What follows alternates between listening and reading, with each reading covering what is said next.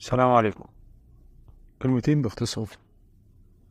ربنا سبحانه وتعالى بيقول لك: ومن الناس من يعجبك قوله في الحياة الدنيا ويشهد الله على ما في قلبه وهو ألد الخصام. الموضوع ده كبير.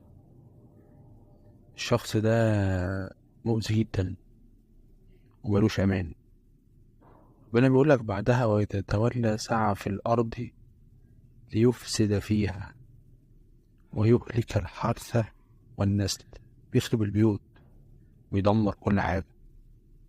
ربنا لا يحب الفساد، ولو جيت تعاتبه ربنا بيقول لك ايه: وإذا قيل له اتق الله أخذته العزة بالإثم فحسبه جهنم ولبئس المهاد.